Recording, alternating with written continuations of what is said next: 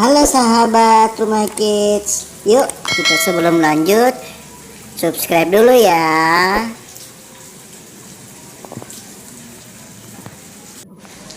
Kura-kura adalah hewan bersisik berkaki empat yang termasuk golongan reptil. Bangsa hewan yang disebut ordo atau Testudinata atau Chelonians ini khas dan mudah dikenali dengan adanya rumah atau batok atau bony shell yang keras dan kaku. Batok kura-kura ini terdiri dari dua bagian. Bagian atas yang menutupi punggung disebut carapace atau dalam bahasa Latin carapace, dan bagian bawah ventral atau perut disebut plastron.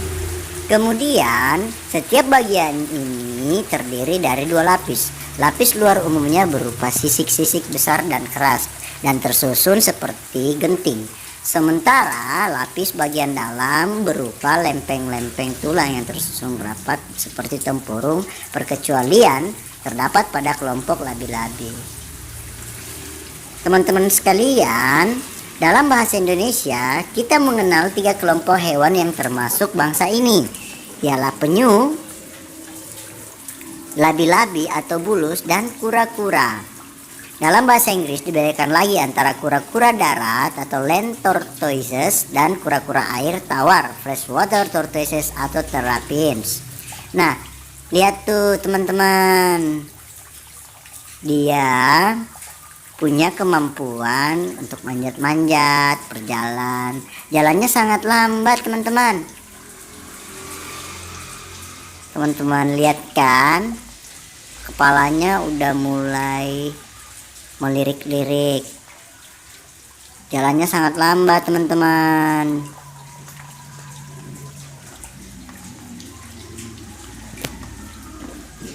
Yuk kita lihat lagi tentang kebiasaan hidup kura-kura. Kura-kura hidup di berbagai tempat, mulai daerah gurun, padang rumput, hutan, rawa, sungai, dan laut. Sebagian jenisnya hidup sepenuhnya akuatik, baik di air tawar maupun di lautan. Kura-kura ada yang bersifat pemakan tumbuhan, pemakan daging, atau campuran. Kura-kura tidak memiliki gigi teman-teman, akan tetapi perkerasan tulang di moncong kura-kura sanggup memotong apa saja yang menjadi makanannya. Tuh, mulai jalan lagi dia tuh. Ukuran tubuh kura-kura bermacam-macam, ada yang kecil, ada yang besar. Biasanya ditunjukkan dengan panjang karapasnya teman-teman.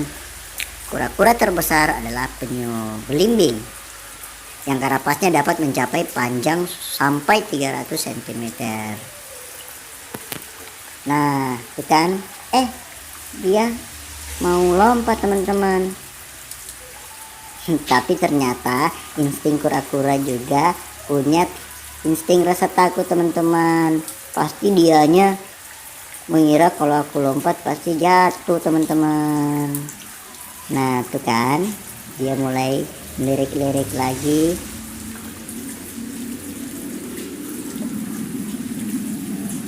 Biasanya kura-kura di tempat di rawa-rawa akan keluar pada saat hujan mulai lebat teman-teman.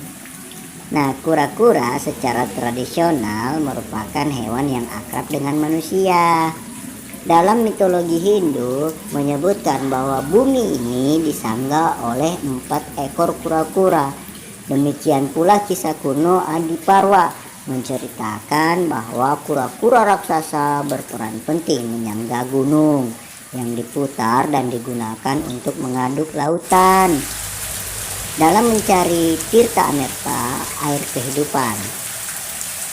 Nah, lihat kan, oh ternyata dia bersembunyi teman-teman karena ada manusia. Nah, itu kan, lihat tuh kan, pada saat dia merasa terancam, kepalanya akan masuk ke dalam tempurung, kakinya juga demikian teman-teman. Nah, ini bentuk kura-kura teman-teman.